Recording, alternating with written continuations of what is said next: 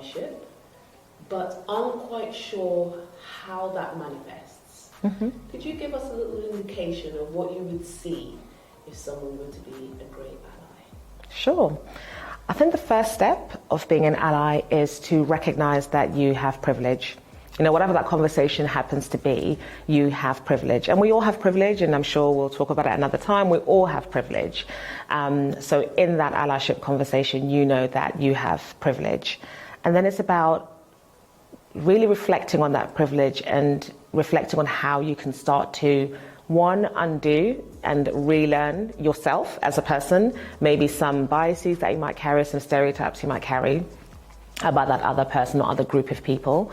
And then actually taking that to what can you do to take action to start to dismantle that in your own sphere of influence, and we all have a sphere of influence, and then wider than that as well. Brilliant. And I guess in that, there'll be some things that allyship is not. What would you say those are?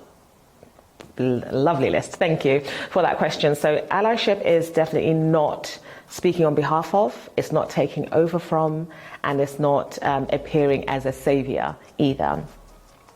There are conversations about performative allyship as well. So I'd say allyship is not performative. It isn't just posting on social media and forwarding stories and saying, yay, I support, or isn't this terrible, and then doing nothing. It's not appearing to support, but then not actually putting action behind it. Posting's great, sharing's great, and also taking action. And also sometimes it's saying, I know that this group of people aren't represented here, so I'm going to take a back seat. Sometimes it's saying, where are the women in this conversation? Where are the people of color? You know, where are the people from different religions in this conversation, depending on the context you're talking about? It's also that as well. Fantastic. And, you know, we do understand that there's a lot of learning that happens as part of that conversation. What would you say allyship looks like for organisations? Because that's a little bit different to an individual level. Absolutely, absolutely. It's different and the same. It's a bit of both. So a lot of what we've spoken about around recognizing that there is an issue. So this is for organizations to recognize that in their organization there is discrimination, maybe not intentional, but it's there. There is potentially lack of representation, and there's potentially a different lived experience, a different sense of inclusion in their organization. So one, recognize that there is a problem. Then two, start to unpick and understand how they go about solving those issues, not in front of, not on behalf of, but alongside their colleagues. And if they don't have that expertise internally from people with lived experience, bringing that expertise in so they can start to unpick and undo, unlearn, relearn, all those beautiful words, and create those inclusive environments. Yeah, and it's so powerful, especially that piece about bringing in the expertise, because often we see that organisations like to mark their own homework. Could you tell us a little bit about why that's probably not the best route if you really want to, you know, achieve what you have outlined? Absolutely. So where shall I start? So I think the first place I'll start is with a bit of compassionate challenge, in that I think often we have good intentions, or even great intentions. So we've almost got this lens, you know, these rose-tinted glasses about everything that we do. We know that if you speak to a leadership team about how it feels to work in that organization, they'll always be much more positive than how everybody else in the organization feels. And a lot of that is they assume their intent is what is being delivered, because they're not being intentional about it.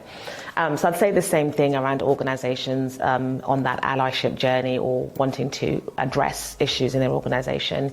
If they're marking their own homework, they're doing that through rose-tinted glasses. They're probably doing that from a state of intent rather than what's the reality being lived there.